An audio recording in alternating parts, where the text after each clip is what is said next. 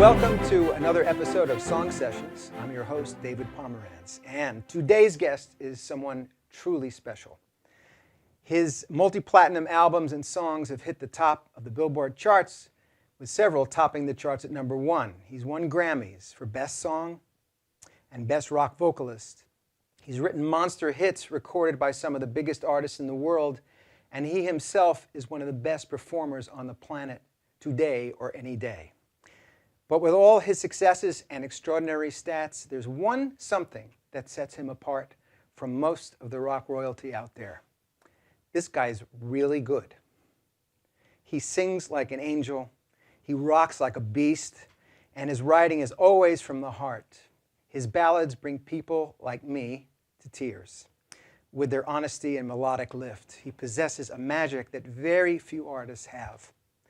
He's also a good guy and a good friend, and it's my joy to spend time with him today. And here is Mr. Richard Marx. Hi, Rich. So the intro I texted you did come through. It came through. It came through. I had to edit it down, though. Okay. So you left in all the bits I wanted. It's Good. very sweet of you, David. Thank you. Thank you, my friend. It's good to see you. You look great. You too. You too. Thank you. Yes, it's been quite a while since we've seen each other. In the flesh, it's been, I don't even want to guess how many years. Long time. Yeah, a long time. Yeah. But we met, I was thinking about this. I'm going to do the math in my head. We met, I'm going to say 41 years ago. 41 years? No way. How could Yeah, you? I think Well, I was, actually, you're right. Wait a minute, you're right. I think I was 16. Yeah. I flew out to LA to meet you, to come to see your show at the Roxy.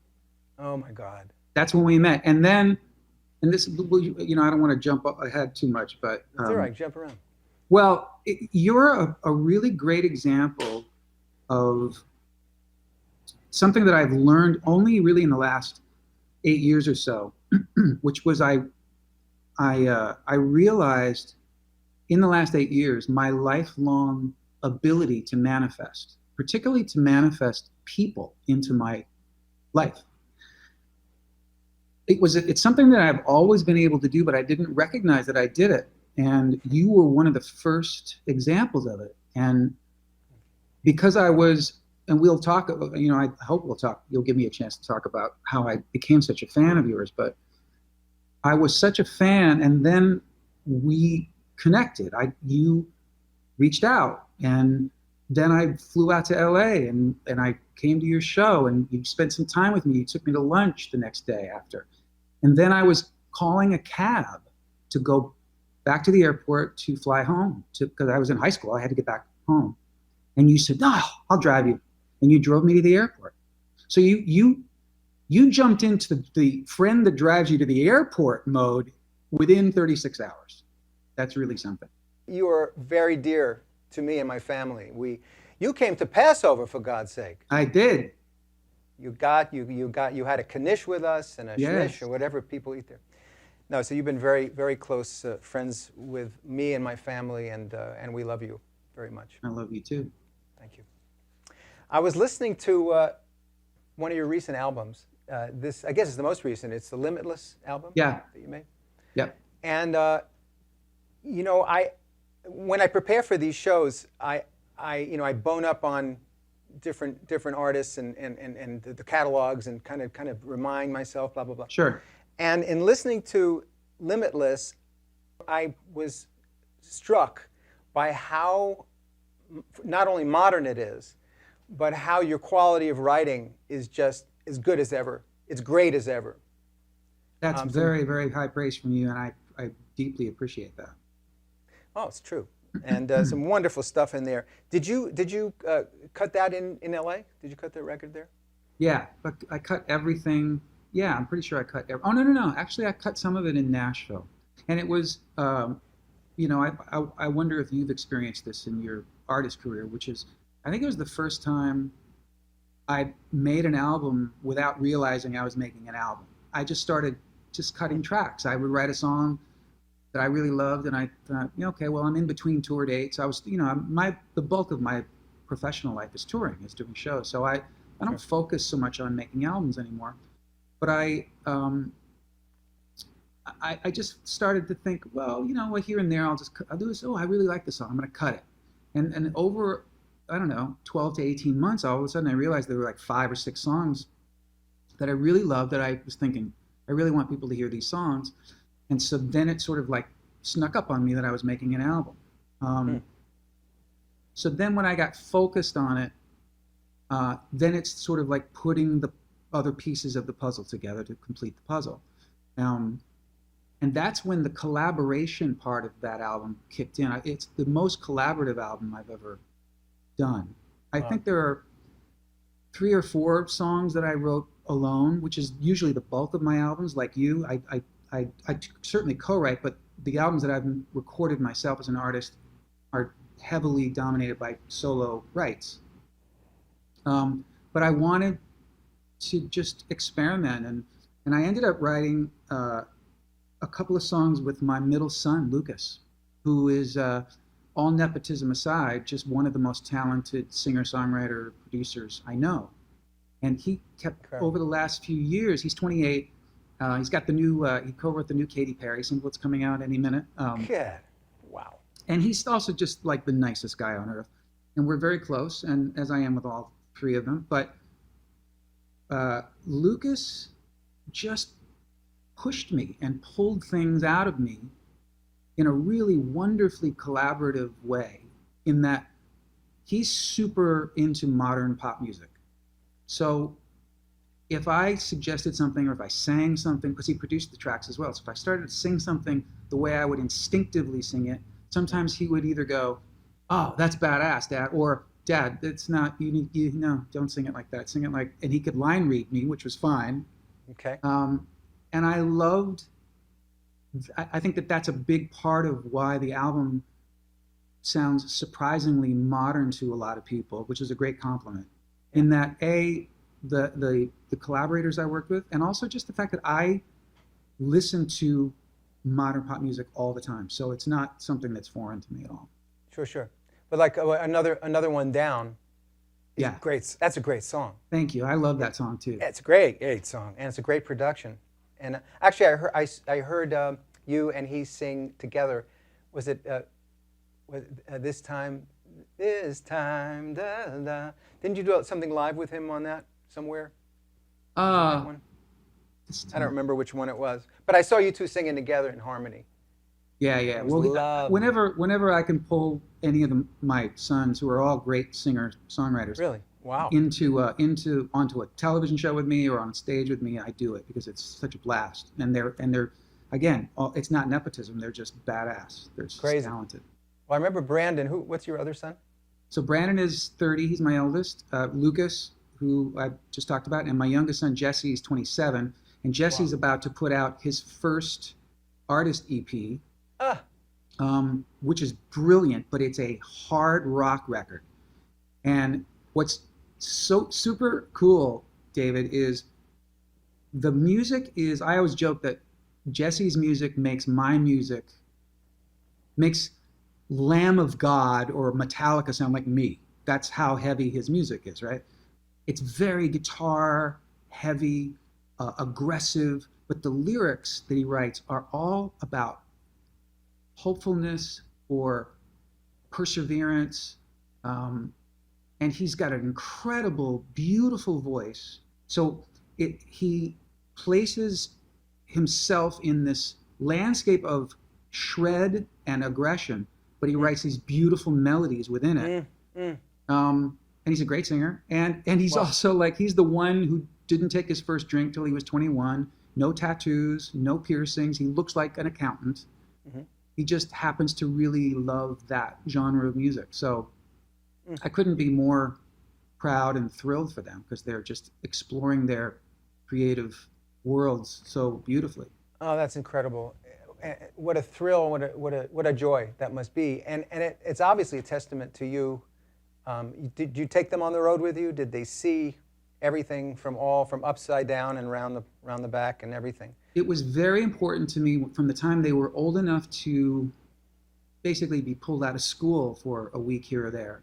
It was really important on a couple of levels. One, it was important to me as a father of three sons. You have one, right? You just have one, Yeah. the one son? Yeah. Nikki. And I'm an only child. So as a father of three, it was important to me to get one-on-one time with each of them. And nothing better than that than to say, come on, it's your turn. Come on, we're going to Cleveland and Milwaukee and learn how to live on the road and understand what dad does when he's gone so that they have a picture of it in their minds. I thought that was really important. What it did, of course, also was sort of light this fuse where they wanted to be a part of what they were experiencing from afar. They very quickly in their youth, they started to, I mean, I'm just paraphrasing, but it's like, yeah, I don't want to just follow dad around. I want dad to follow me around. You know, I want to be the guy. Sure. So it lit that fuse in them. And I think that along with the fact that I also, just like my father was a musician, composer, jingle producer, writer. When you're a kid and you see that your parents adore what they do for a living, that they would do it for free. Even if that's not your thing, I think it plants a seed. You think, I want that. I want to not work for a living. I want to just do something I love. You know? Sure. It's extraordinary that they chose music. I mean, the concept is the same. You know, it could have been anything they loved. It just happened to be music, which is all the better. Yeah, but look, three sons and not one freaking doctor. That's a drag. Not one app and designer. then your later years, what are you going to do? What are you going to take care of me with song royalties? I don't think so. Oh no. Well, your dad. Let me just tell people who your dad was. First of all, you were raised in Highland Park, outside of Chicago. Yeah. And Dick Marx was a jazz pianist and recording artist, and he developed, you have many more things to say about him, but what I know about him is he developed this world-class, literally world-famous jingle factory. Yeah. And he was a producer, writer, and famous for this. And of course, I just did an interview with Jimmy Peterick last week, and he mentioned him. He worked for my dad, yeah. He did. And your mom sang some of the jingles as well, right? Yep. Ruth? Yep. I remember very well. What did you learn from them hanging around that scene there? Oh, man. Well, the number one thing I learned was, it was clear from the time I was practically old enough to talk that I had an innate sense of intonation. So when I sang along with Monkey songs or Beatles songs in my house, my parents noticed, well, he's 4, but he's singing it perfectly in tune. And so as my father's business progressed, the opportunity started to come up to do kid-oriented commercials, like for candy bars and breakfast cereals and stuff like that. And so my parents were like, but I remember them saying to me, would you want to come to the studio and sing on a, sure.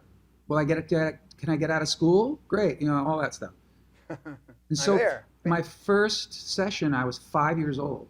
And so the answer to your question is what I learned was studio etiquette and learning how to be in a studio. And it was never satisfactory to me to just be a part of what I was doing, the vocals. I wanted to watch them cut the rhythm tracks. A lot of times my dad had a bunch of the Chicago Symphony in there doing full orchestra dates for these big Ford Motor Company industrial films. And so I just would sit there, and you'd think a little kid would be bored by that, but I was just in heaven. And I just remember thinking, I need to always be a part of this. I need to be a part of this somehow. I didn't know what form it would take. I didn't think about songwriting or anything like that at that point. So what it taught me was that the magic of first there's nothing and then there's something. And also because my father ran his business, he taught me very early that it is called the music business. So he was really attentive to the business side of his musical life as well as the creative side. I understand. Well, I can see that I can see many things about what you just said. First of all, your intonation is perfect. Actually, it's supernaturally perfect. Look who's talking. I've never heard you sing on it too. So, thank you though. Well, okay. But the professionalism part, yeah, is fascinating because I figure one can conduct a career as well. Let's see what happens to me. I know a lot of people like that. I've been like that here and there as well. Not always, sure, but sure. I've learned in the college of run down the street myself. Yeah. But I recognize every time that you got to be proactive. You have to know where you're going, where you want to go, what you're doing, who's around you, who's your friend, yeah, who wants to nail you and is not yeah. your friend but has a yeah. big smile on his face anyway. Yep. That yep. kind of thing. Yeah. And just being responsible for the whole thing. And I've always sensed that from you, that you were driving forward. I'm not saying you knew everything about it all at once. No. It's a lifetime of learning for all of us. Sure. But I always had that feeling for you that there was a work ethic there. Yeah. Which is, I think that that's crucial in any walk of life. No matter what you do, that's one of the things that I respect most in people is if they have a great work ethic, if they're responsible. And again, it comes more, my mother as well, but my father was just such a pro. He was never late. He was never flaky. And the idea of that was anathema to him. And I definitely have that. Throughout my career, there are people I'm sure that can say negative things about me, or they don't like me or whatever, but the one thing that they can't say is that I was a flake, or I wasn't professional, or if I just blew off, or I disrespected their time. That's just not in me. Right.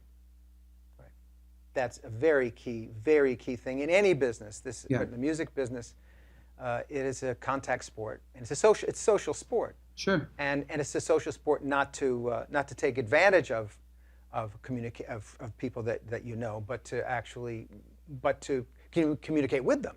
Yeah, yeah.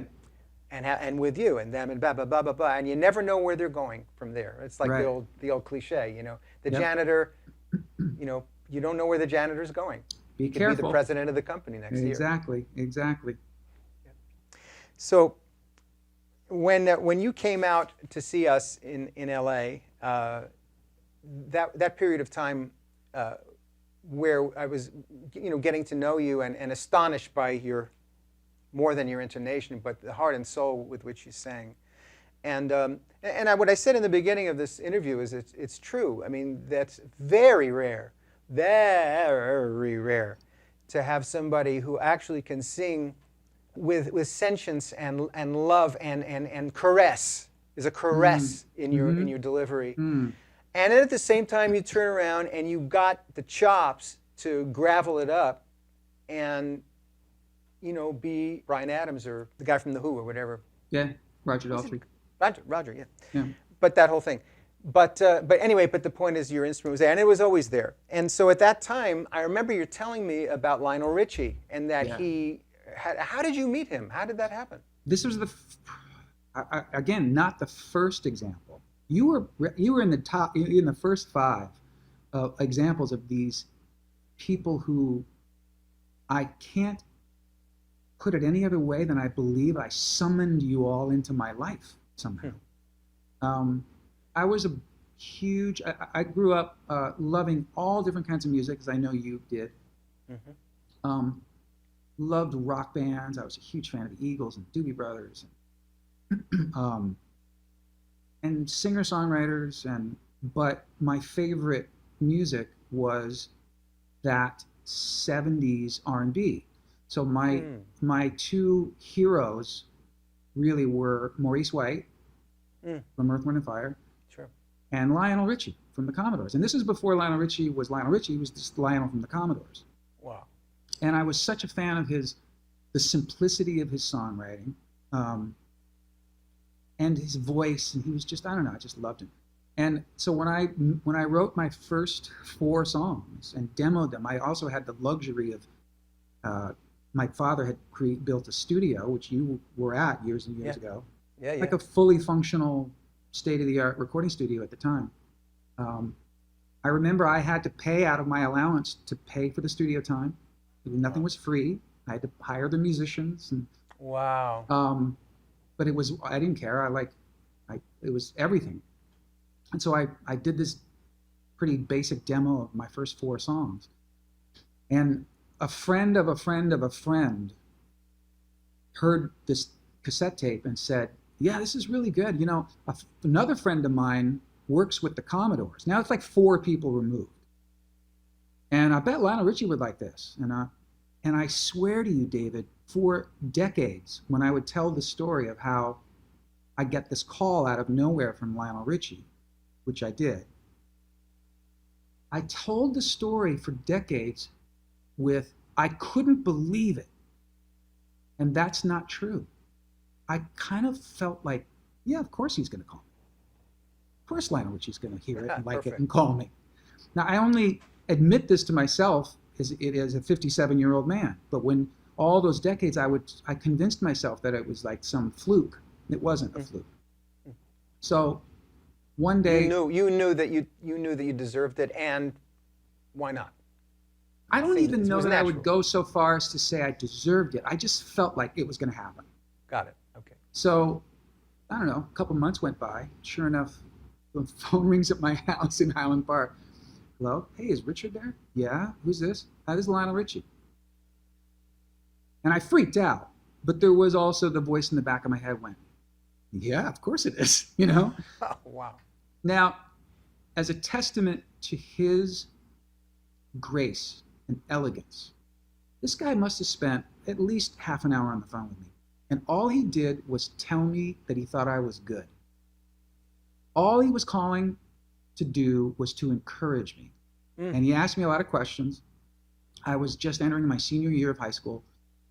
He said, what are your plans? What are you going to do? And I said, well, I'm probably going to go to music school here maybe, or go to Northwestern. He's like, okay, well, you know, I'm not going to be the one to make your parents hate me, but, you know, you're really good. You really got something. Your voice is really good. And if these are your first 4 songs, man, like, you should have heard my first 4 songs. And, you know, you're going to, if you really want to be in this business, you should move to LA. And he encouraged it. And he said, I'm going to start making my first solo album next year. And I have no job for you. I have nothing to offer you. But if you come to LA, look me up. You have my number. And he left it at that. And it was just like the greatest, classiest. I mean, for a guy, and he was the biggest cat on earth. And he took the time to call this kid, right? It tells you everything you need to know about Lionel Ritchie. So I graduated from high school. My father flew me out to LA because I said, I'm not going to college. I need to go try this. I had nothing lined up. I didn't even have a place to live when we landed. He was going to help me find an apartment. And so I very nervously made that call to Lionel, thinking I was going to hear, the number you have reached, you know. Or, sucker. Right, exactly. In fact, it was, he said, hey, I'm in the studio tomorrow at A&M, what used to be A&M, which is now Henson Studios. Yeah. He said, come by and say hi. And I'd never met him. Brought my dad. We went to the studio, and he was singing background vocals with 2 other singers on a song called You Are. You are the sun. Yeah. You are. Huge hit. Yeah. My dad and I are sitting in the control room watching the session, and they're doing take after take after take, and and he's out there singing with these other singers, and he's shaking his head at the end of every playback. He's like, it's just not the sound I want. It's just not it. Let's try it again. And he switched parts with the guy. There was a guy and a girl. And they tried it a couple more times. And all of a sudden, I could see he was getting frustrated. And he paused and he looked through the glass. And he looked at me and he pointed to me and he went, come here. And I did one of those, like I looked behind me, like, me? He said, yeah, come out here. I walk out. I don't even know how to get out to the tracking room where they are, right? I get out there and he says, you've been listening? Do you know the song? You know the parts? And I was like, yeah. He said, okay, I want to try something. You sing my part. And I'm going to go in the control room. Deborah, you stay on your part. And David, you switch this and let's try it. And we went up to the to the mic and I did a take, and Lionel hit the talk back, and he went, "That's the sound." Bah. And I had a job. Oh. And I Oh. and the greatest thing, David, was I ended up singing on, I don't know, 4 tracks on that first solo album or something. But the greatest gift he gave me at that moment was, I remember it was the end of that session. And the fact that my dad witnessed all this was so great. Lionel said to me, I don't always have work for you. I don't know how when I'm going to need you next to sing some backgrounds, but if I'm in this room, you're welcome to be in this room. And I went every day. Anytime he was in the studio, if he was doing horn like a horn date, I would just sit there and watch him produce the horn section. If he was doing a string date, I watched that. If he was doing percussion, I would sit there and watch that. And it was like going to hit record production school. Wow. Again, I can't stress enough what it says about him. You know? Yeah, well, yes. It says a lot about him and about you. When you sang, but you sang all night long, famously. Yeah. I mean, everybody, guys, remember when you think about the tune and the record of Lionel Richie's All Night Long, and you hear the background vocals go, all night, that's Marx. That's me. Sure is. And it was beautiful, so smooth. And the story goes, yes or no, that you contribute a lyric line here and there to that. Is that true? Not to All Night Long, to Truly. Oh. To the song Truly. And it was just a word switch, and I couldn't believe I said it out loud. I was hearing these songs either in early demo form or in most cases just him sitting at the piano saying, so here's the next song we're going to cut. And he would just like play it for the band at the piano. Yeah. Mm-hmm. So when he played Truly, he sang it, and then he sang it again, and I heard this lyric, and I thought, that doesn't make sense. And I said, it kind of makes sense, but it's like, I think he means this. And I had this look on my face, and he went, what? And I went, nothing? And he went, no, what? And I went, and he went, oh, yeah, you're right, that's better. And it was just a word switch. It wasn't like I contributed a lyric. He went, no, you're right, that's more clear, that's better. And that's what went on. And I remember thinking, no credit or anything like that, but it was like that he took that suggestion. I was 19 years old, and 18, and he was like gracious enough to go, yeah, that's a good idea, thanks. Wow. Did you stay friends with him? Are you still? Yeah. Do you hear from him? Oh, great. Yeah, real quick story. Please. We lost touch for years, not for any reason other than just life, We ended up getting booked to do a concert together, a co-headline show at this beautiful outdoor place. This is about 10 years ago. And I was so excited to see him, and we talked on the phone prior, and then the weather was so bad where he was flying from that his flight got canceled and he couldn't make the show. So I ended up doing some of his songs during my set, and and then we ran into each other when I moved back to LA in 2013, and then we just we text each other and we stay in touch, but we've only hung out a couple times. And then year before last, I had this incredible invitation to be part of Barbra Streisand's concert at Hyde Park in London. And so I got to play on the B stage before her A stage concert. Wow. And she was gracious enough to invite me to do that. And the next night, she was headlining. This was on a Saturday night. Sunday night, Stevie Wonder was headlining with Lionel on the B stage. And so I remember there was so much craziness going on that I was so dumb that I didn't reach out to him in advance to say, are you around? Where are you staying? Or anything, because I would love to have seen him. Sure. And I forgot because it was crazy. There was a lot going on. And so Daisy and my wife and I, we did the gig, which was incredible. It was such a rush. We watched Barbara's show. We came back to our hotel, and I had not even looked at my phone, and there was a text from him saying, and this text had come in like an hour or 2 hours before. hey, Richard, I'm sitting on my balcony in my hotel in London listening to you and thousands of people sing Right Here Waiting, and I'm so proud of you. Oh.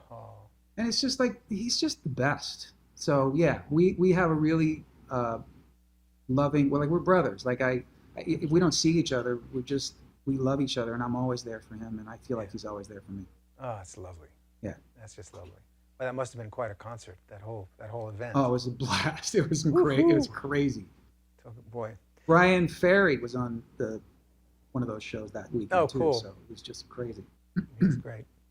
All right. Well, listen, I wanted to just jump to, look, let's talk about some of the stuff people would expect us to talk about a little, but I want to just peek behind the curtain a little bit in terms of the writing itself. But when you met David Foster, and that's when we wrote, you had a big hit with Crazy. He was producing Kenny Rogers. Yep.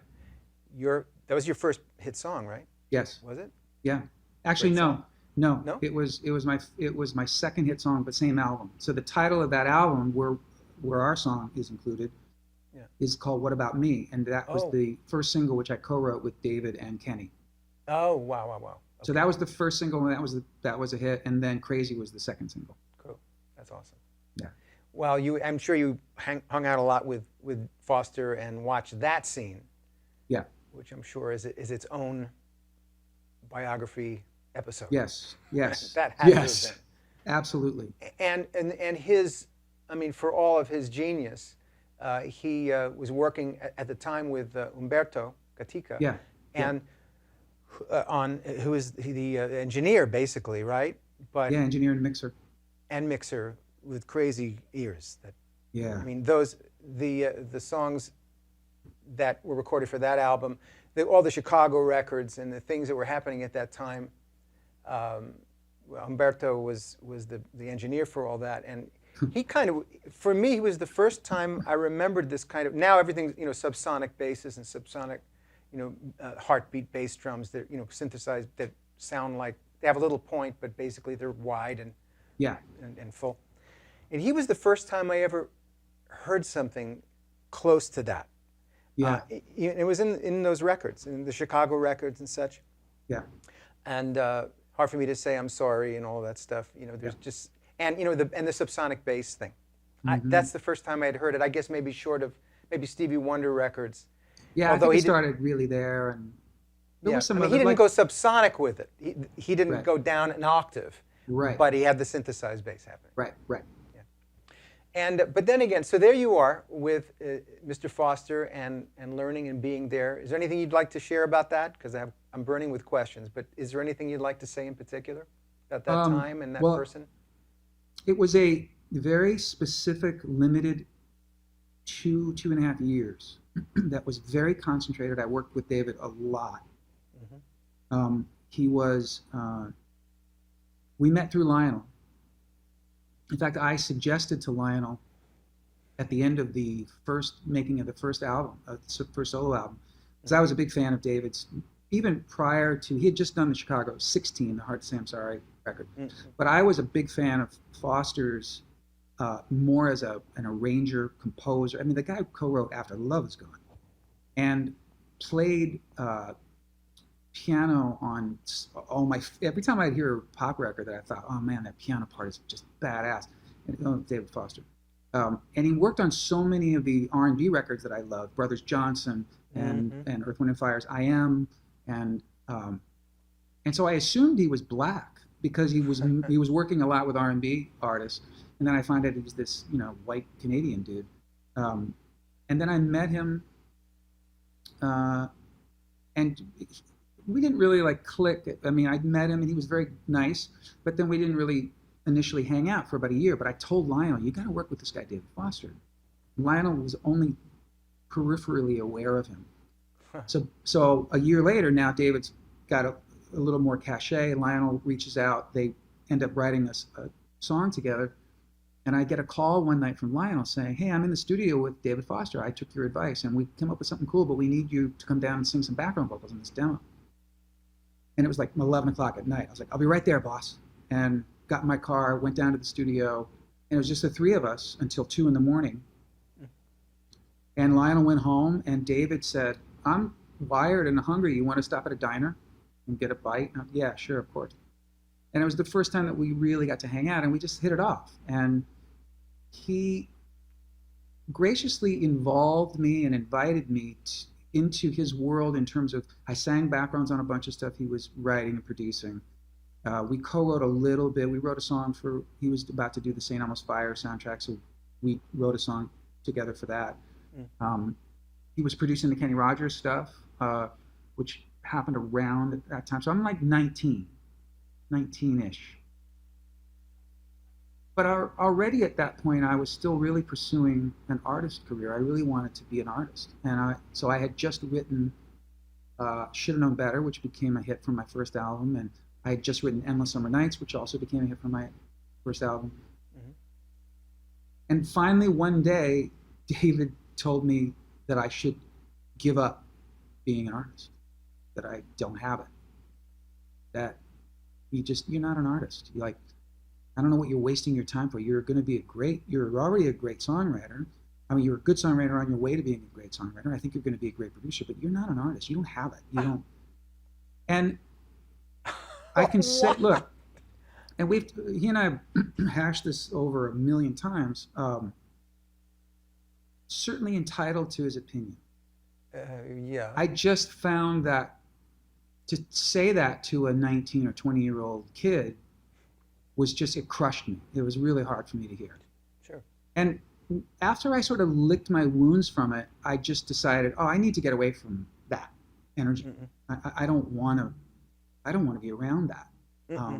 And so that was sort of like the end of we ended up doing things here and there over the years, little one-off things, but we've never had a real success together. But I will say that what I learned from him, which was he made records very differently than Lionel and these other people that I worked with. He is I haven't worked with him in a long time, but he was masterful in the studio. He was brilliant. In some cases, just brilliant. Like the things he would come up with, like out of nowhere, he'd go, whoa, wait a minute, I got an idea. What if we go instead? Like this will be like at the end of like we're almost done with the tracking, right? And he'll come up with this idea that just elevates it to this whole other level. It's one of the reasons he became so successful. Your arranging chops too. Brilliant, yeah.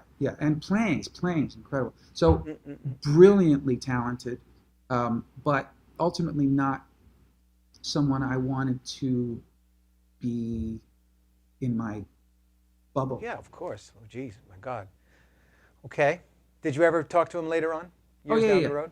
In fact, did he have his hat in his hand at all? I mean, did you take his hat off his head and put it in his hand? If you know David, that's not part of his repertoire. Oh, okay. The funniest thing that happened though was many years later, he asked me to help him. He asked me to be a guest at a concert he was doing in Chicago at the Rosemont Theater, and it was like a David Foster and Friends thing. He would have these other artists come. Peter Cetera was there, and sure. So he asked if I would come do 3 songs with him and his band. And when he introduced me to the audience, he told the story of how he told me that I shouldn't sing. He's like, so 30 million records later, ladies and gentlemen, Richard Marx. That was his way. And I came out and I did the first song. And then at the end of the first song, the first thing I said out loud into the microphone after singing the first song was, hey, David, is there anything you want to say to me now? And of course, he and the audience just lost it. It was very, so. Perfect. Well, that was his way of, it was a face saver. He was allowed to do. Totally. That's very good. But in all that time working with him, and you met Umberto, who produced a lot of the tracks on your first album. Only 2. Yeah. Should've Known Better is 1, right? Yes, and Endless Summer Nights. Oh, okay. And the rest were you and David Cole? Yeah. Oh, okay. Yeah. Those are great sounding, all of them great sounding records. Should've Known Better is one of my favorite songs of yours. It's a great song in every way. And I heard you do a version of it, a live version of it, on one of your later albums, live album. Yeah. And you ended your show with that, yeah? Is Sometimes, yeah. Usually the band show. It's just such a fun rocker. Whew. Yeah, It's just so much fun to play. You'd think I'd be so sick of it, and I'm just not. I just love playing that song. No, I saw your face. Yeah. I saw your face play it, and I went, yeah. He's having a good time. And when I started doing 10 years ago or so, I started doing mostly solo acoustic shows, which you were one of the first people I ever saw do that. And I remember thinking, I could never do that. I could never do like he plays guitar and piano in his show, and he's funny and he talks. But I remember thinking that was not within my wheelhouse, and now it's become the most fun thing I ever do. I came up with a sort of Celtic mid-tempo version of Should Have Known Better that I do with just me and an acoustic guitar that's so much fun to play, and it's still cool. The meat of the song, but it's yeah, thank you. I really like that one too. I don't get sick of it. Yeah, that's great. Anyway, so that record was a huge thing, and it was, there was a bunch of musicians, Chicago guys, especially Bruce Geitch, who I remember meeting with you. You introduced me to him, and we played some things together. I never played in bands when I was in school or anything. I didn't come up playing in a band. I never did. So the first time I ever performed live with a band was in trying to get a record deal when I was 19, and I played a club in LA, and I just found, actually the first band I played with were a couple of guys I'd met through Kenny Loggins. Kenny's drummer, Tristan Bowden, who's now been in Chicago forever. He's great. And a great keyboard player and vocalist named Steve Wood, who toured with Loggins for years. And you know who played bass in the first gig I ever did in a club, in this shithole club in Studio City? Do you know who played bass in my band? No. Nathan East. Oh.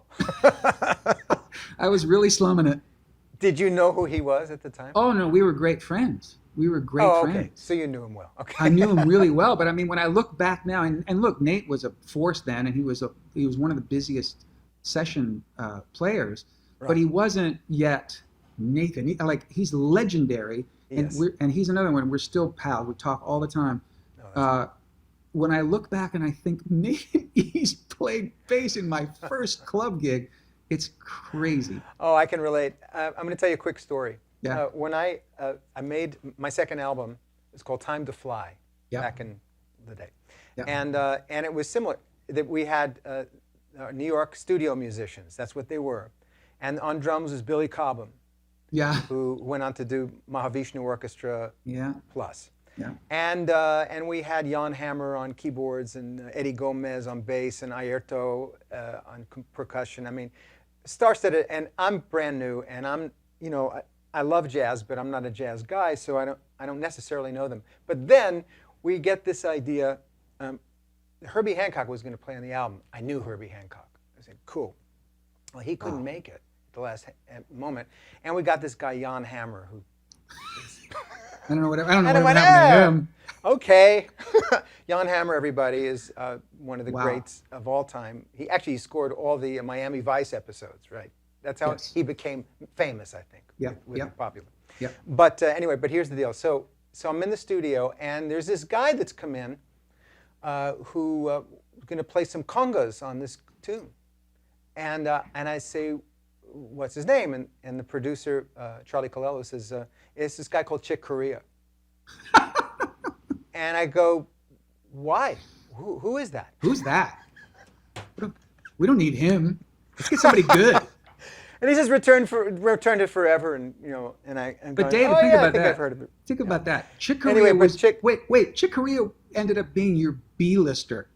Yeah, he was a B-lister, and he played congas, and I years later I would kid him about that. Wow. But as you know, he left us a few months ago. Yeah. Did you ever get a chance to know Chick? No, I never knew him. Wow. Yeah. I heard nothing but great things. Yeah, there are a few. The one thing I would say about the many things I could say about him is, aside from his off-the-charts genius, is that he was one of the most generous people I've ever seen and ever known. Yeah. And what a nice legacy. What a legacy, and he would inspire. And his mantra was, new artists. Yeah. Art in the culture. Art is going to bring this culture up. I know it, and he dedicated his entire life to that. Yeah. Honestly, Yeah. what a great man. Yeah. So there you were making this, and you made this monstrous hit album. You had, got this thing in my ear. These things shouldn't be in ears. They're not meant to be in ears, these little headphones. There we go. I can hear myself. So you got Don't Mean Nothing, which is an awesome song. That's a great song. Thank you. And Should Have Known Better, Endless Summer Nights, Hold On to the Nights. Hold On to the Nights was #1. The others were #2 and 3. And I know. Stuff. It was a monstrous thing. And then you went on the road, and I heard that it was for a long time. It was your first big thing. 14 months straight on the road? Yes. Yes. Okay. And is that when you had the kids were babies at the time, or were they in the picture yet? Not yet. No, my first. No, that was like 3 years later. So at the first tour, you know, as you know, sometimes these things happen. You mount a tour to promote your record. You're playing clubs.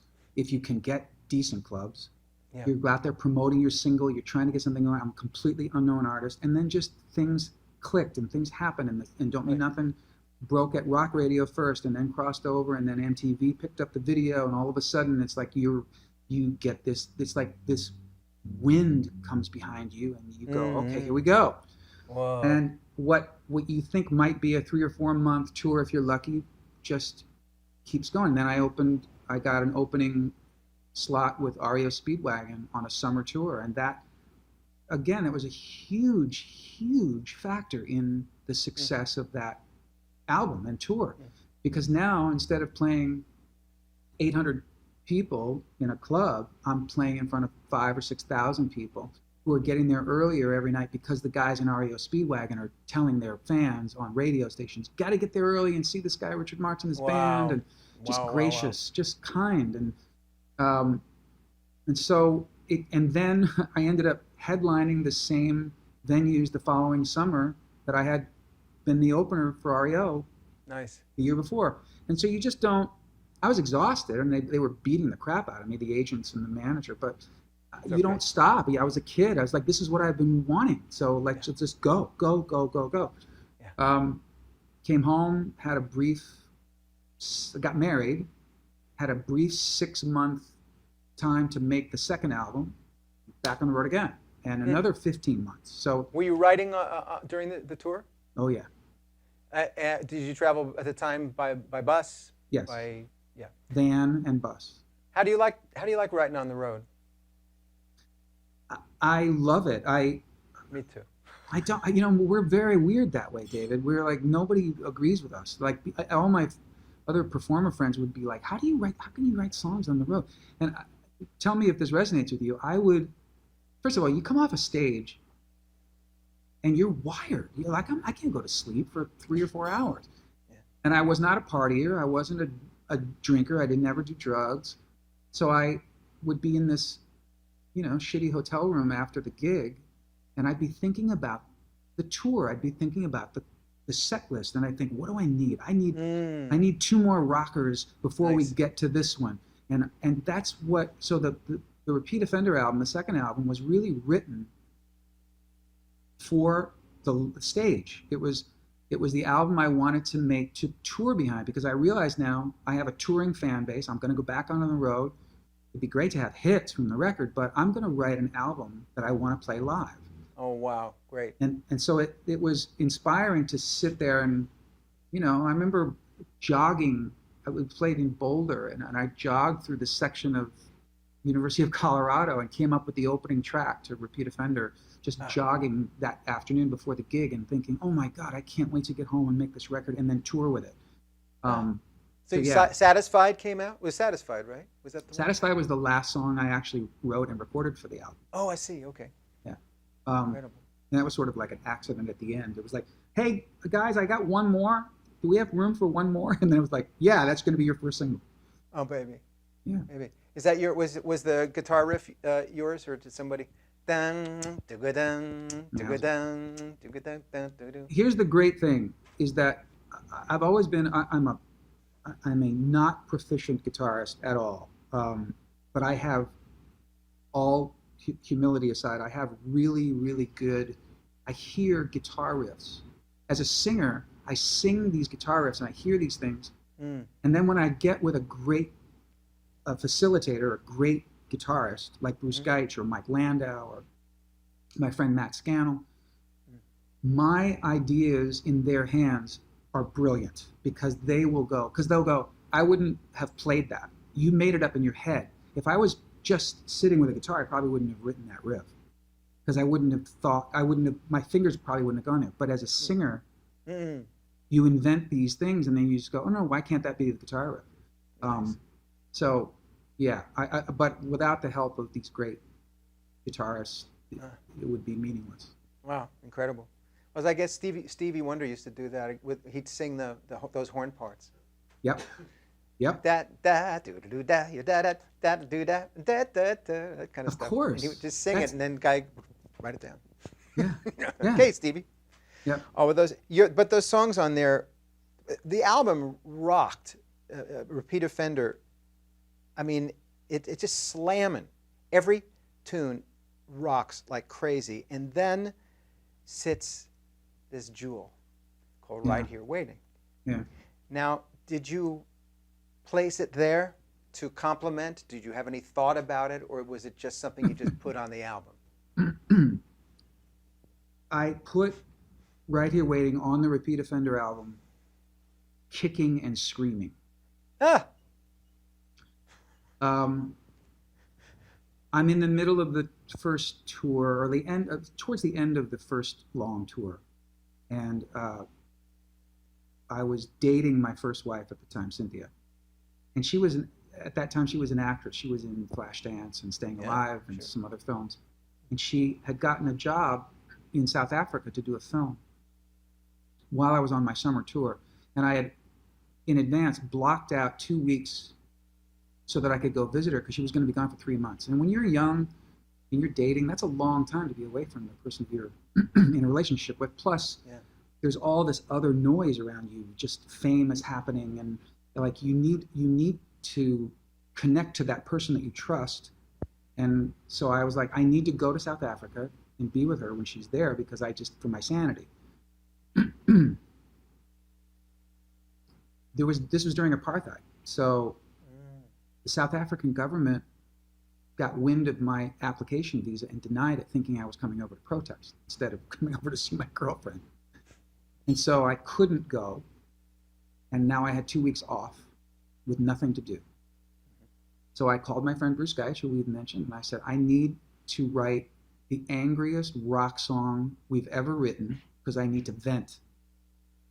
And so I went over to his garage studio and we wrote this like hateful, just dirge, right?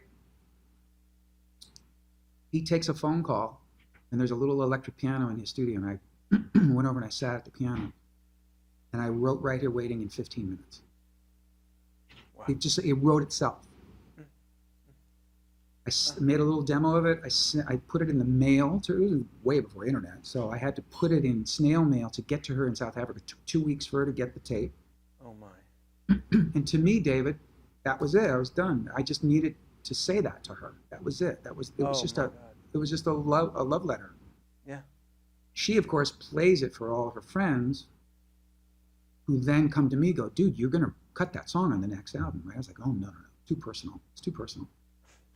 So I really went kicking and screaming, and I'd written a big power ballad with my friend Fee Waybill from the Tubes that was mixed and ready to be the ballad from that album. And then I got convinced. The peer pressure was too much, and so I said, look, we'll go in, we'll spend one day. I want it to be really simple, basically just like the demo. Simple piano, some pads, synth bass. Bruce Geitch is beautiful. He's the most perfect nylon string guitar player I've ever known. Most emotional player. And I sang it down like 2 takes.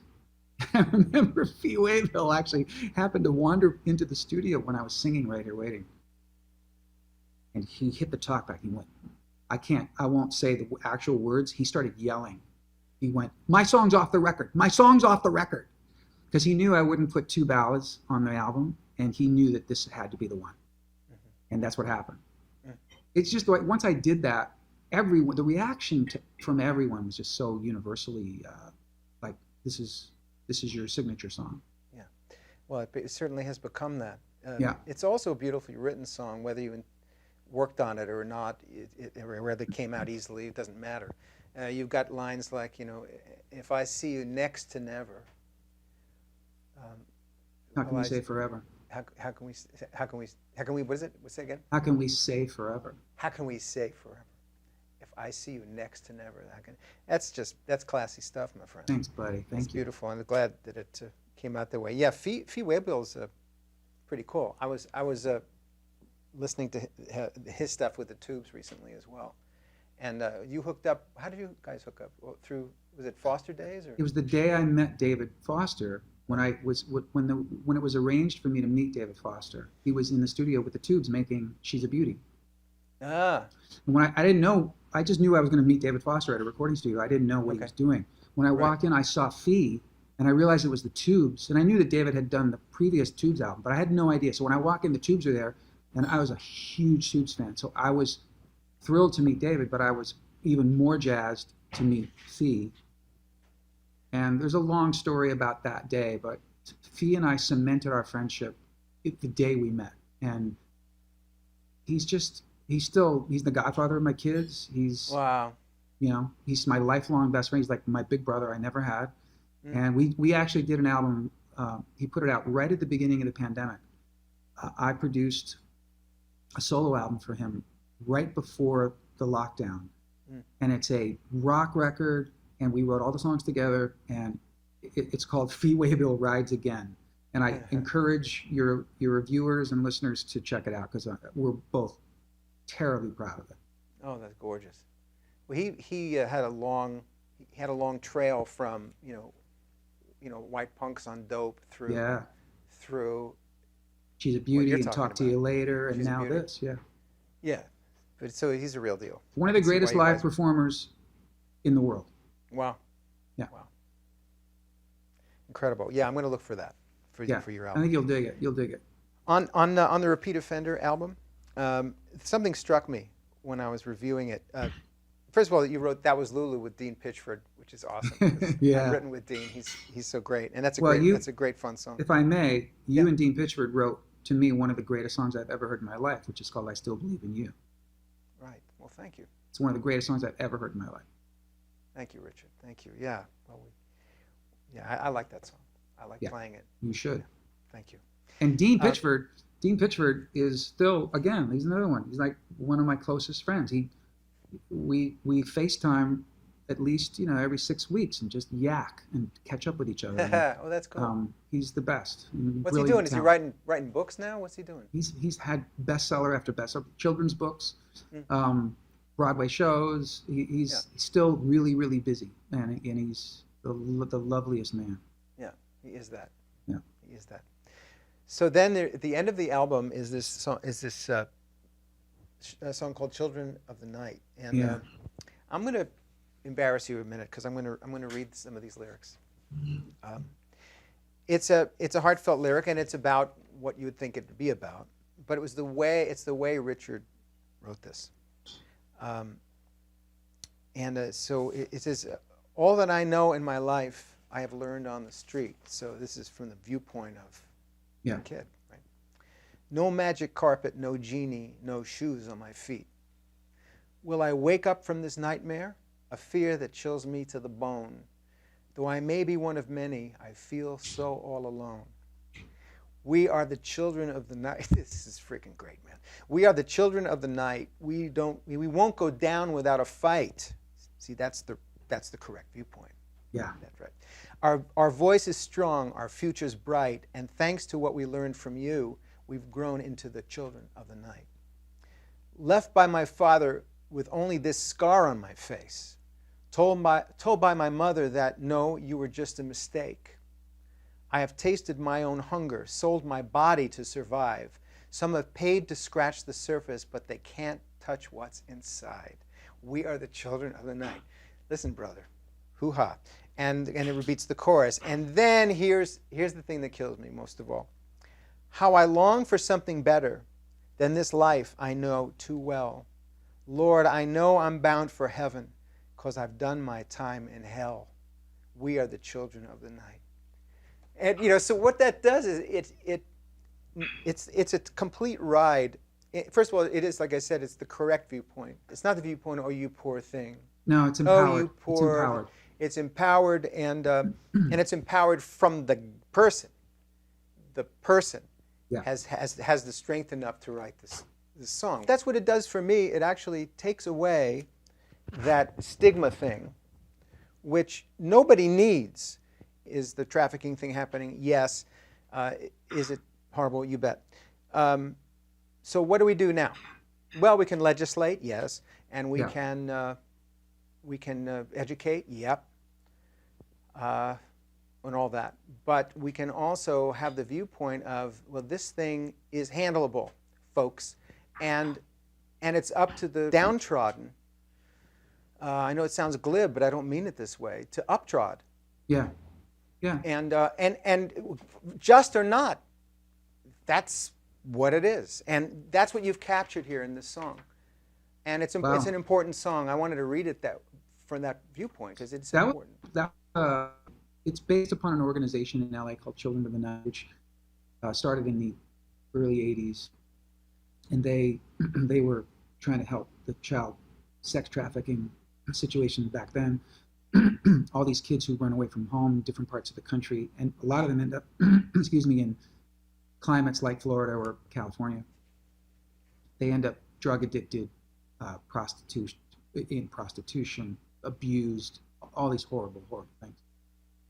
And I was in a hotel room on the first tour watching 60 Minutes, and there was a profile on the organization and its founder, Dr. Lois Lee. And I just was like, I have to do something about this. I have to help somehow. And the only way I knew how to help really was to maybe bring attention to it, write a song, donate all the royalties from the song to the organization, hope that it made some money for them, but more importantly, bring awareness. So I reached out, I got a meeting with Dr. Lee, who was gracious and wonderful, and then and I said, look, I want to write this song, but I can't just write this song based on what I think.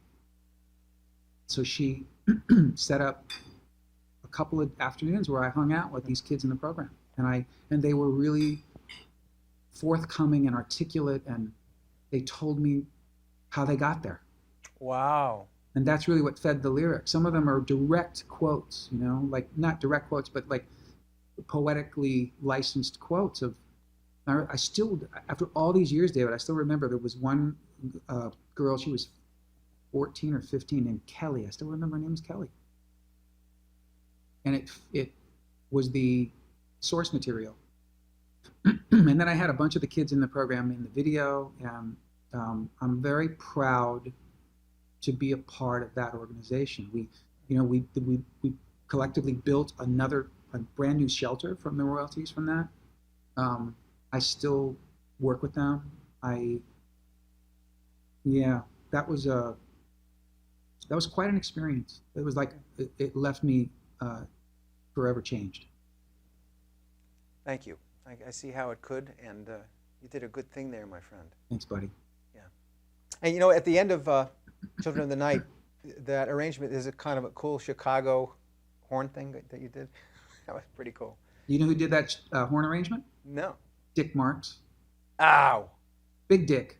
By the way, he was so famous in Chicago as a jazz pianist and then as a jingle guy that I made a point to be Richard from the time I was a little kid, because if he was going to be known as Big Dick, you know what that would make me.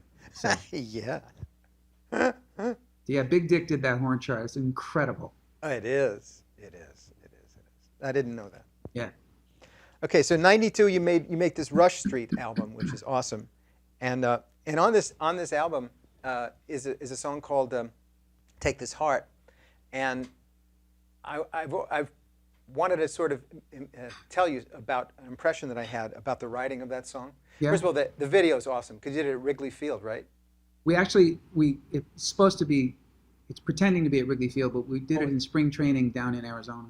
Oh, you did? Okay. All right. But anyway, it's pretty cool. You guys are running around the Yeah, I had a bunch of Chicago Cubs and Oakland Athletics players in the video. Yeah, That's pretty great. That's pretty great. It's fun. Anyway, but you take this. This is kind of typically you, and it's a great melody. And it's got a B section and then it goes into a chorus that changes key.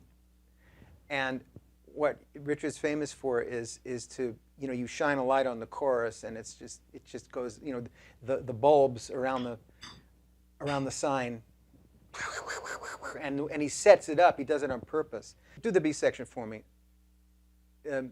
It's a. I don't know if I'm in tune here, but it's like.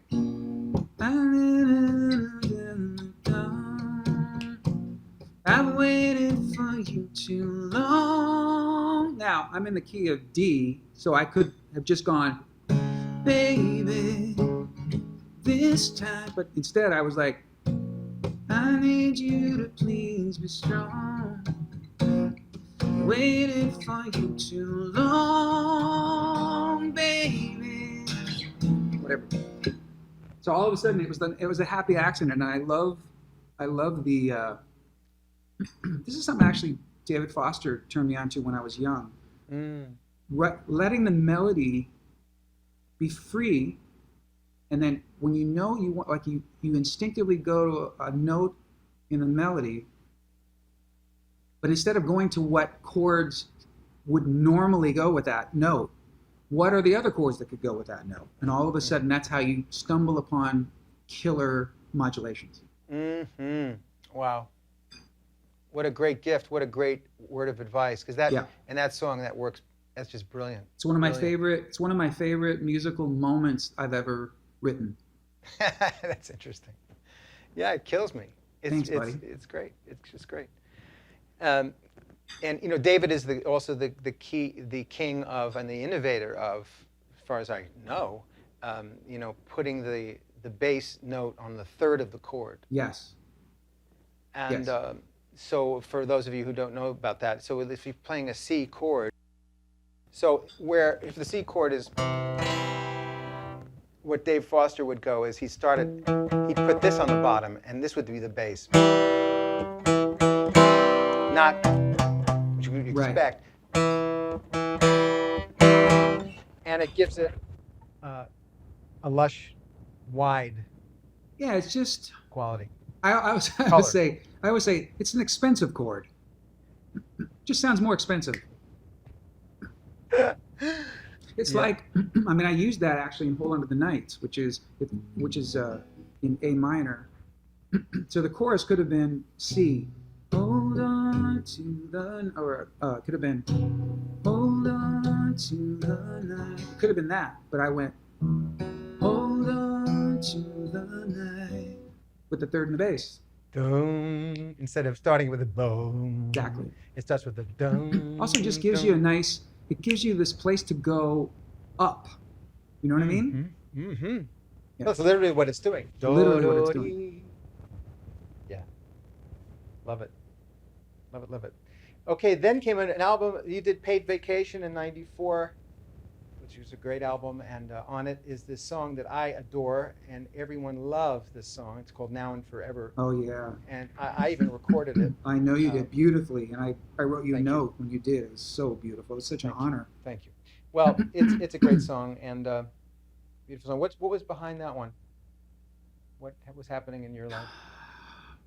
It had been years since I'd written Right Here Waiting, and I realized that in that span of time,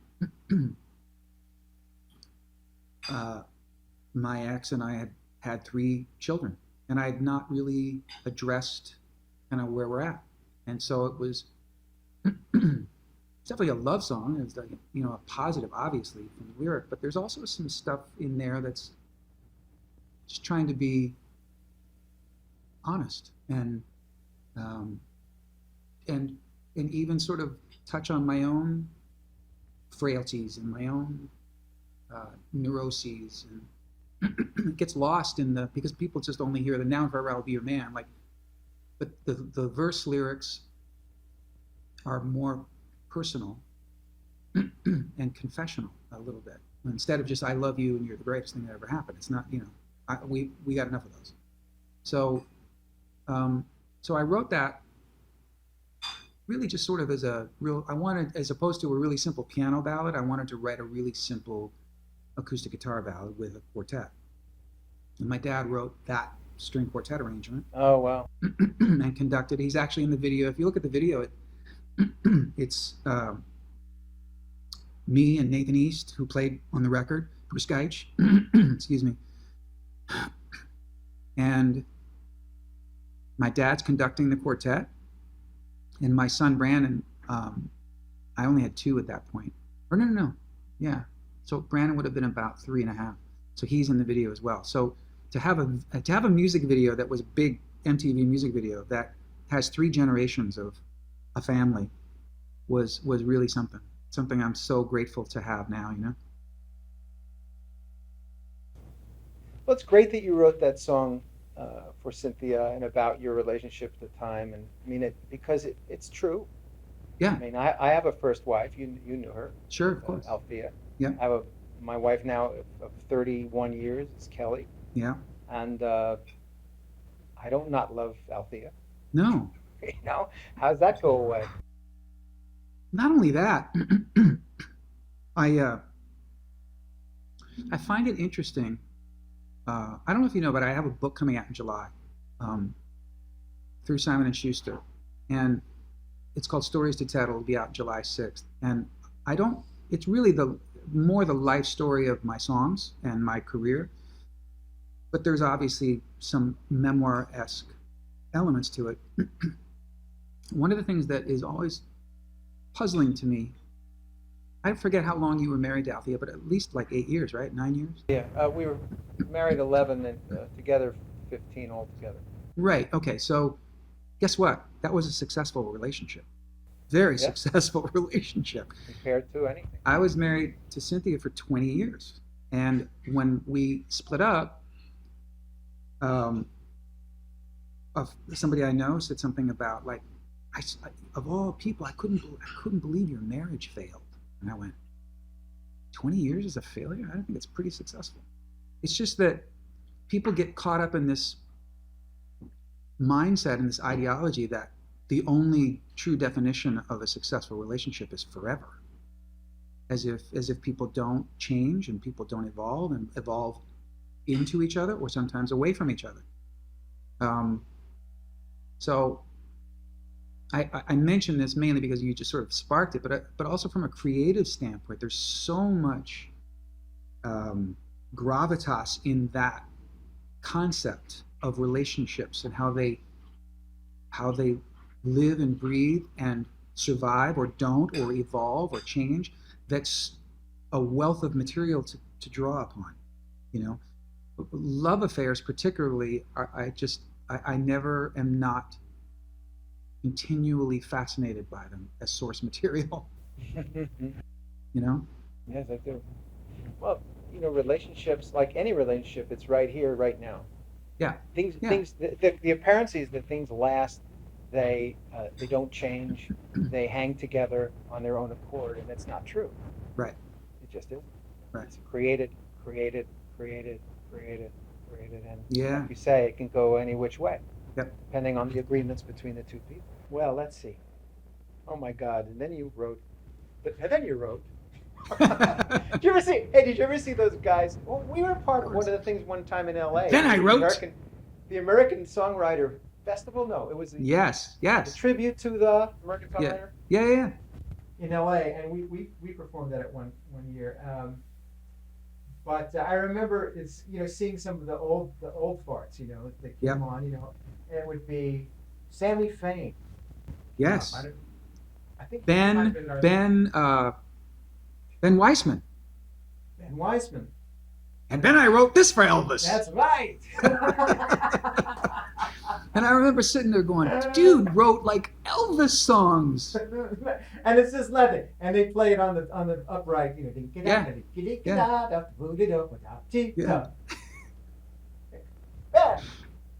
Yeah, Sammy Fain did that. I think I told this story in one of the episodes. Sammy Fain came on and he shuffled out and he sang, here's a song from 1934. And he proceeds to sing, I'll be seeing you. Yeah. Like this. I'll be seeing you in all the old familiar places, but it's not of mine embraces, but all day through. And I'm sitting with somebody, and our mouths are Yeah. open. Yeah. You know, the guy didn't know what he wrote. You forget. Like you I don't know, but I was going to say I don't know about you, but I do know about you that you're as jaw-droppingly impressed to be reminded. I remember it wasn't one of those American Songwriter things, but it was a charity event I performed at about, I don't know, 10 years ago. And Charles Fox was there. And they got Charlie Fox up to do a couple of, like a medley of some of his most famous songs. And he was, I don't know if Charlie's still with us, but he was pretty up there. And he sat at the piano, and just when he put his hands on the chord and went, strumming my pain with his fingers, I was like, okay, I need a minute. I need to lay down. And in those moments, and it's not just false humility. In those moments, sometimes I just want to go, I've done nothing. You know, like, now that's a song. You know what I mean? Yes, I understand. Yes, Yeah. I do know. Yes. But there's something very also in those moments where the guy doesn't know what he's done. He doesn't know how important it is. What you said with Charlie Fox. I love that. I love that. I love anything like the Broadway cast album of West Side Story. Yeah. Okay. 1956 or whatever. Right. And they're just putting down what Bernstein and Sondheim just wrote. They're just putting it down. You know, it's kind of a hit, and people are going, but they don't know that it's important. No. And they're just throwing it away. You know, and it's great. And then you hear the soundtrack album later on with Marnie Nixon playing Natalie Wood, vice versa, and the others, and it's important. And it's got all this weight and pause in it, and this space. Tonight. And on the original cast, it's tonight. It's a couple of kids. Tonight won't be just any night. They're acting the scene. You know? Yeah. So I love the innocence and the nakedness of it. Have you thought of writing for Broadway? I've thought of it. I just don't know. I don't know how that unveils itself to me. So the answer is I've thought about it. I've had a couple of meetings about it. I've been approached about a couple of things, and I think it just sort of has to be organic. It'll be the best things that have ever happened in my career, at least in the last 20 years, have all been accidents. Have all been, it's funny. The first 10 years of my career was, you alluded to it early in our talk, was a real aggressive push and I need to achieve, and I'm gonna make things happen, and there's always gonna be an element of me like that. But in the last 20 years, I found that if I'm content in my creative space and in my personal space, and I'm just open, that's when all of a sudden it'll be like, hey, do you wanna? And I'll go, oh yeah, that sounds fun, rather than chasing something. You know? I love it. Well, you may read a book or see a movie or something. Exactly. And go, you know what? I know how to do that.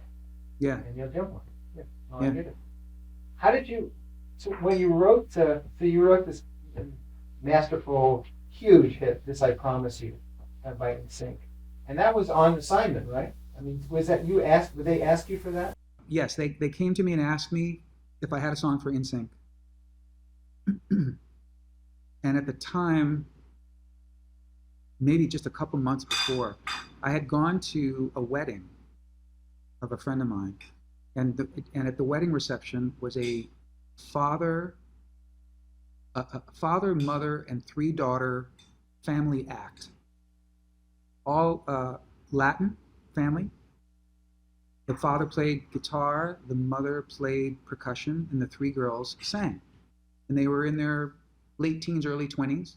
Beautiful. They all looked like supermodels. And they were the wedding reception band in the corner. No one was paying attention to them. We're drinking, we're eating, we're talking. There's like 60 people there. And little by little, I start to go, every time I look over, I go, wow, they're good.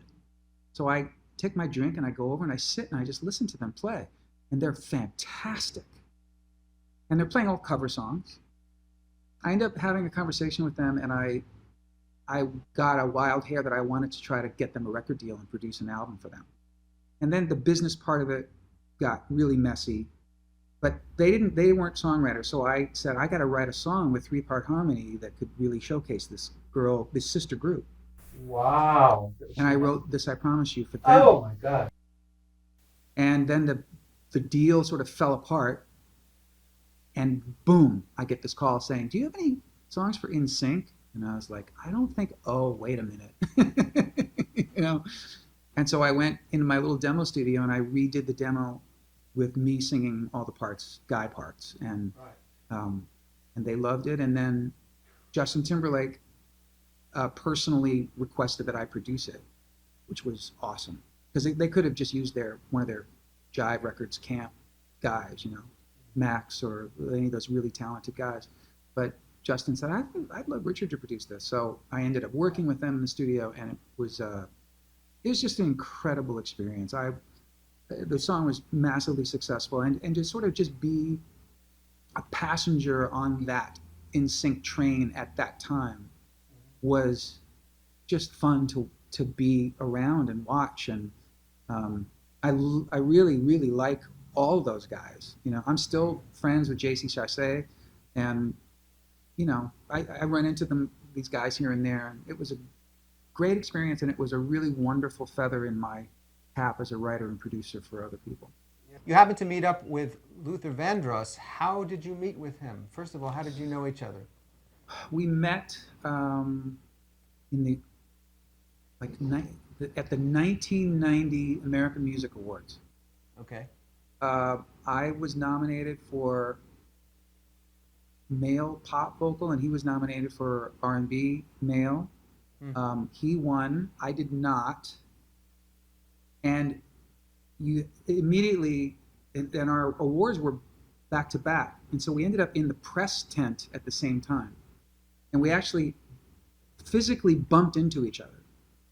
And Luther was he was 6'3" or 6'4", a huge guy. I was a huge fan of his, so I bumped into him, and when I saw it was him, and he's beautiful, this beautiful smile. He was such a handsome guy. Yeah. And he just radiated, and he smelled great, and he was just, I was like, oh man, you're everything I wanted Luther Vandross to be already, and you haven't even said a word, you know. Nice. Yeah. And he was very kind, and you know, hey man, it's so great to meet you, and I love what you do, and you know, I did a lot of this kind of like, you know, and we ended up just talking for a few minutes, and there was just you know how it is sometimes, like you just have an immediate comfort with someone. We talked for 5 minutes, and he said, listen, you're touring all the time, right? And I said, yeah. He goes, me too. But he said, here's my number. You can always leave me a message at home, and I'll call you from whatever hotel or vice versa. But let's talk. You know, let's know each other. And so, you know, a few weeks later, I'm on the road, and we would call each other every few nights from whatever hotel room we were in on tour, respectively. And he'd be like, what is your room service menu looking like? You know, that kind of thing. Nice. And we just we developed a friendship on the phone. And when we were both off the road a few months later, my son Brandon had just been born, and we had dinner with him for the first time. And I remember he brought us a beautiful Tiffany rattle for Brandon. Oh, and like he was a showy, in the best of ways. And it was just one of the most effortless, easy friendships that began. We laughed incessantly. He was one of the funniest people I've ever known. And I was about to start making my third album, Rush Street, and he said, "Hey, if you need any background vocals on anything, let me know." I remember looking at him, I started laughing. I went, "Dude, that'd be like if I was friendly with Michael Jordan and I said, you know, Mike, on the weekends I play pickup basketball with my friends in the park." And Michael Jordan went, "Well, if you need anybody for your team, let me know." So Luther came in and sang on a track called Love Unemotional, which is this sort of rock funk song. And then he came back and sang on what became the first single from Rush Street, which was called Keep Coming Back. And he sang all the answer. He did all the harmonies with me, but then he sang all these step out answer lines. Oh my God. And 6 months after that, he was making a new album. He was going to make his first Christmas album. And he said, "Would you fancy writing a song with me for it?" And I always respected his songwriting big time. You know, a lot of people didn't realize that all those great songs that Luther did, he wrote as well, co-wrote or wrote by himself. So we ended up writing a song called Every Year, Every Christmas. That was the single from his Christmas album. Oh my gosh. A year and a half later, he did another album, said, "I'm back in the studio, let's write another song." We wrote a song for that. And all through this time, we were pals. We hung out, and in 1997, my father died very tragically and unexpectedly, as a result of a car accident. And I was, as you know my relationship with him. I was pretty inconsolable and devastated for a really long time. And Luther Vandross was one of the only people who, he called me one night and he just knew what to say to me. He knew what, so many people who were trying to help me through it were just, it wasn't that they weren't, coming from a beautiful place. It just, nothing helped. No conversations I had with anyone helped. I was just, horrible place. And I ended up sitting in my car on a dark street, talking to Luther on the phone for 2 hours. And it was the first time I felt a little tiny bit of light. And part of that conversation was him telling me about his father, who died when Luther was 12. And giving me a perspective, like, "Richard, I know what you're going through." And he got to meet my dad a couple times, and he said, "But you had your dad. I know it's a ripoff. You're only 33. I was 33 when my dad died." He said, "But I was 12. I didn't get to have any of the experiences you had with your dad. And I know it doesn't sound like anything now, but try to, little by little, you're going to remember the good things." And he said all the right things to me. Very loving, friendly thing to do. Cut to 4 years later, he calls me out of nowhere. I hadn't talked to him maybe in 6 months or something. And he said, "I got an idea for a song called Dance with My Father, and you need to write it with me." And I went, "Okay." He goes, "That's all I'm going to say." Now, the way I always wrote with him, we wrote 3 or 4 songs together. It was always the same. We were never in the room together. He would say to me, "I need a song," and he would just sort of describe it conceptually or vibe-wise. And then I would go off and write the music, send him a track, and he would then sometimes stick faithfully to the melody, or sometimes, move it around, whatever, to accommodate his lyrics, and the song was done. I went off, I wrote, I immediately came up with this, da, da, da, da, da, da, which was the intro to Dance with My Father. Put the track together really, I think I wrote it in under an hour, and put a nice little groove to it, and sent it to him, and he flipped out. And over the next couple of weeks, he finished the lyric. He went right in the studio to record it, and I still have the voicemail that he left me. I have all the voicemails he ever left me, but there's a voicemail where he calls me and says, "Hey Richard, it's Luther, and you're going to get a FedEx tomorrow with the mix to Dance with My Father. And I just want to thank you, because this is my Piano Man. This is my signature song. This is the most important song of my life. and I love that we did it together. And I was so elated, and I just loved it so much. And 10 days later, he had a stroke. And then everything that happened after that just became this blurry mess of sorrow and hopefulness sometimes, because he lived about a year after that, or a little less than a year after that. I went and visited him at the hospital in New York a couple times. Saw him just a few months before he died. And then we won the Grammy for Song of the Year, and he was well enough, barely well enough, to do a video that was played at the award ceremony. Celine Dion sang the song. I played piano, and Celine sang it. Celine had just lost her father a couple months before, my God, so oh my really, really ripped her up. She did an incredible job. So that's the story with that. And the tagline the tag I'll put on this, which I think you'll understand, and maybe somebody would find interesting, is that when Luther died, I made this decision that I was asked to perform Dance with My Father several times at various either big time events or on television or whatever, and I would always say, no, I'm not singing that song. That's Luther's song. It felt disrespectful. It felt wrong for like 3 years. And then I remember I was in the shower, and I just thought, what a dumbass you're being about this. Like, no, what you should be doing is singing it every time you're on stage. You should be singing it at every show and talking about Luther Vandross so that no one ever forgets him, and you pay tribute to your friend and this beautiful song that you wrote that means so much to a lot of different people. Yeah. And so now it's very, very rare that I do a concert where I don't do it. Oh, that's wonderful that you do that. It makes a total sense. Yeah. Total sense. And it is a tribute. It's a gorgeous song. It's funny, I always thought that he had handed you a lyric because it's so organic. It's organic. It's organic. Or that it had been written by one person. It's got that quality. It's his lyric is just, it's perfect. Well, thank you for writing that song, Richard. It's important for so many reasons, and it's beautiful. And you won the Grammy for Best Song. We did indeed.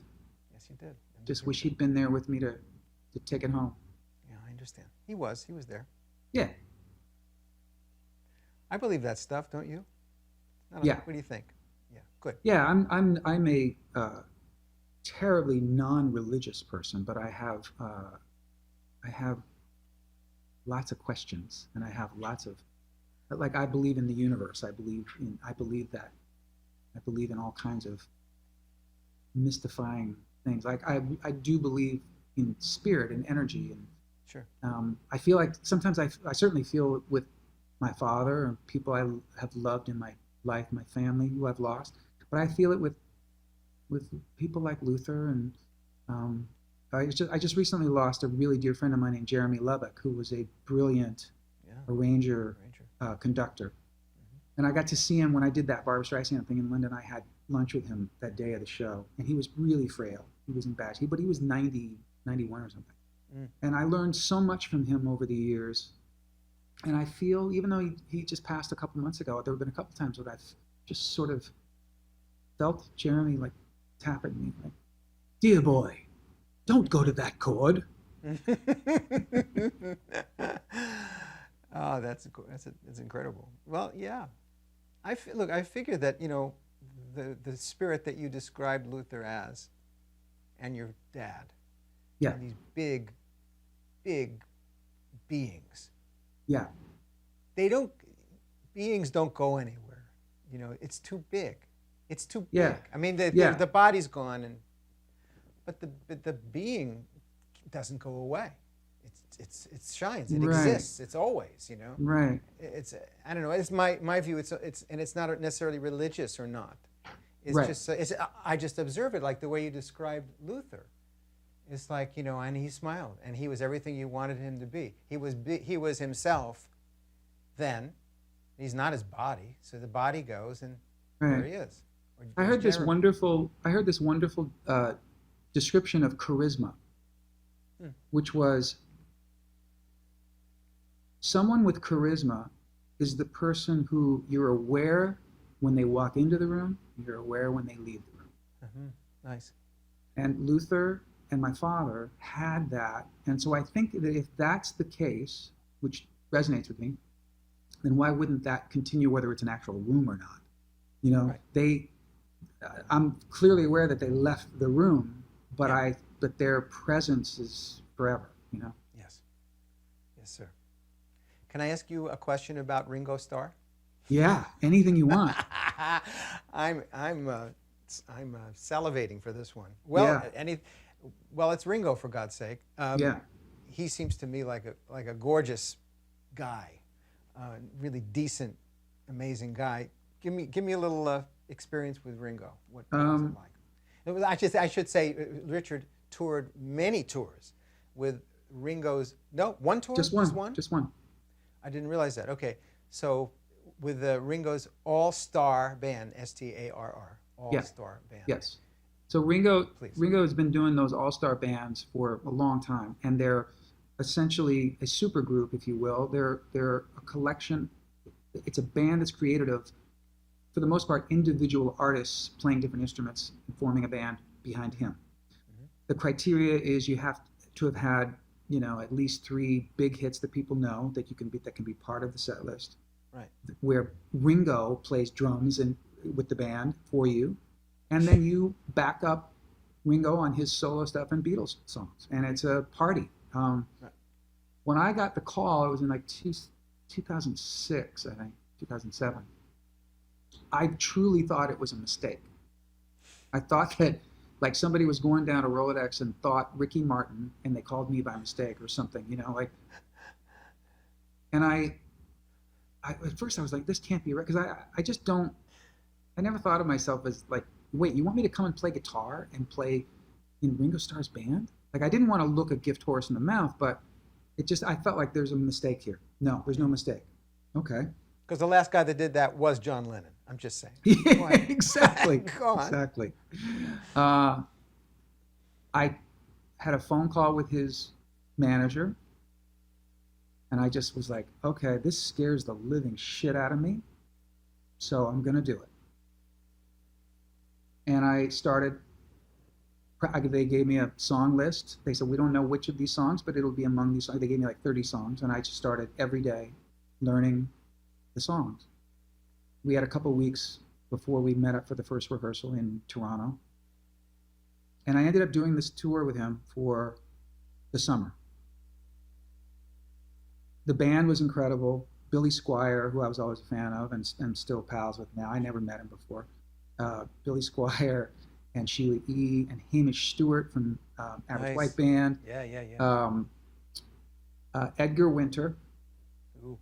And Rod Argent from the band Argent, who was the real surprise to me. The level of that man's talent, especially as an arranger and player, just phenomenal and lovely guy. So it was a really great group of people. We all got along really well. I think we played.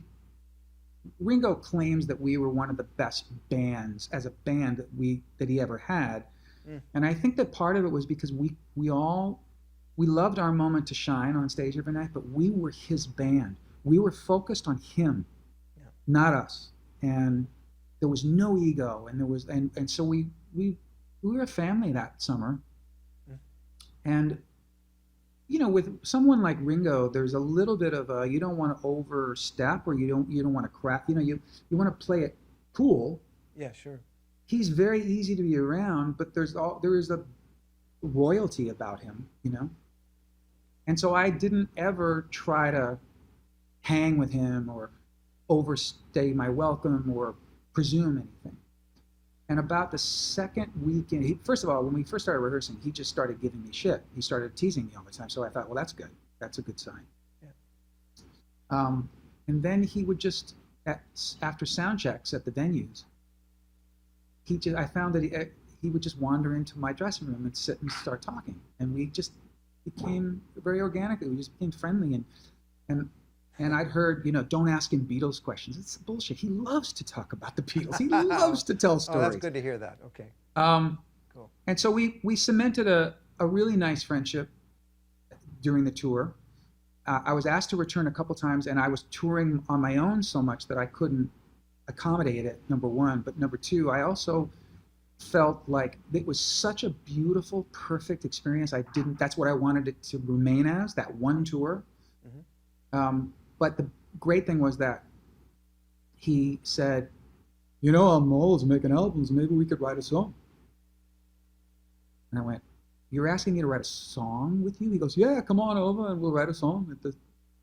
And we've written half a dozen since then that he's recorded. And writing with him is effortless and fun. And I just start singing stuff, and he'll have a little pad, and I'll sing, like da da da da da da da da da da da, and he'll go, walking down the street in the middle of the night, right? And it becomes like, and when he sings it, it's like, that's badass, like. And so we've written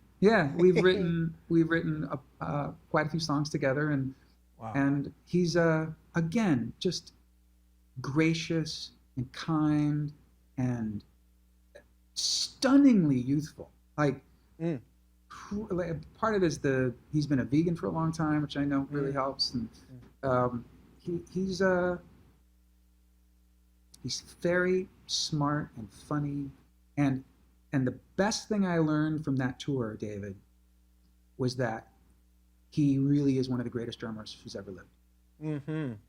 Great. His groove is unlike anybody else. How interesting. Yeah. Yes.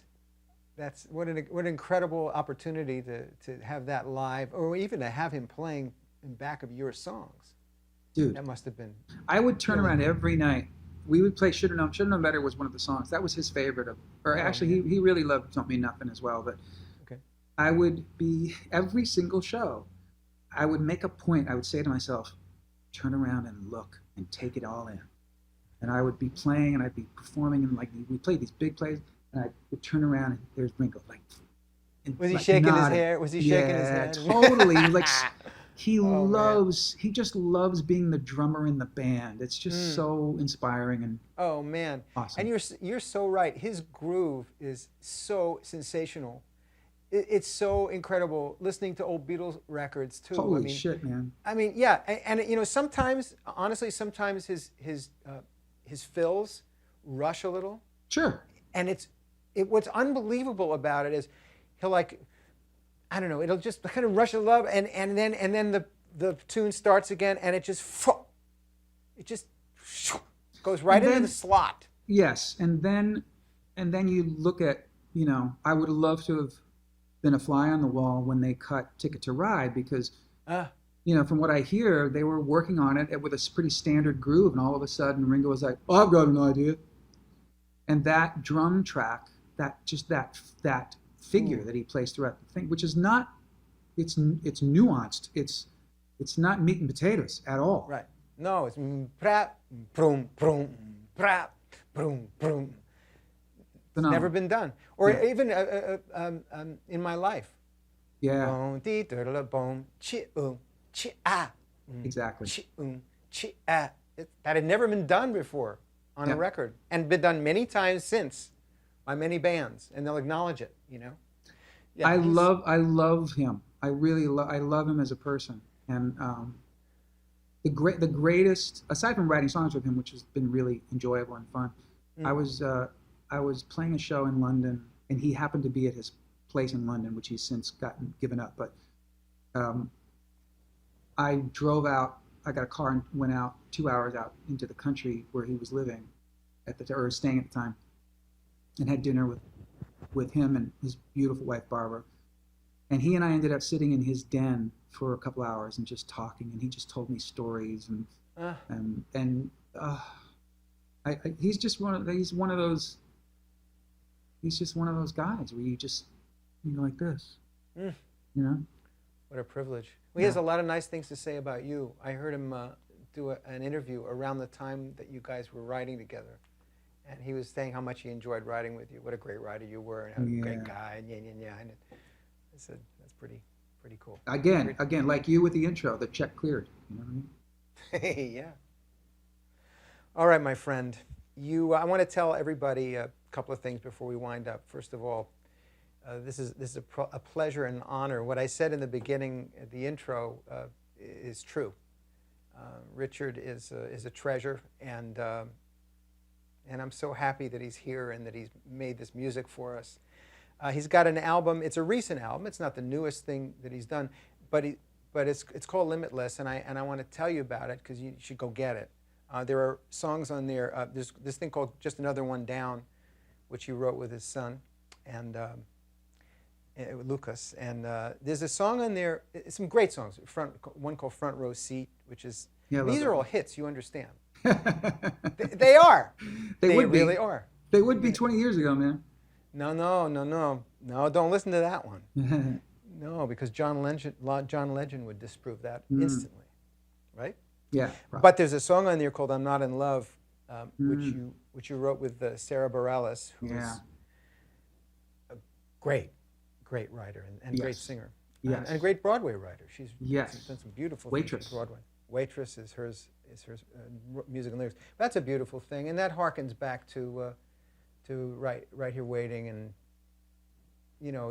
those kinds of things, but with beautiful, augmented thingies coming. I mean, just lovely, lifting, forever songs. It's a timeless song. Thank you. Yeah. And many like that. So I want to tell all of you to please get that. Please. And read. Richard says, please. He's got a book coming out in July, for God's sake. Yes. And he's going to tell you about his life and his work and what was behind what he's done. And it's going to be worthwhile, I know, because this guy is tremendous. I want to, before we wind it up, Richard, we have a lot of writers watching. Yeah. And what would you tell them? Be it business, be it creative, be it purpose, whatever you want to say, what would you like them to know? Good question, and I have an answer at the ready. Good. Whenever I get this question, this is the answer. Good. When I moved out to LA when I was 18 to pursue being a songwriter, about 6 months, 7 months into that process and part of my life, I got writer's block. I couldn't write anything.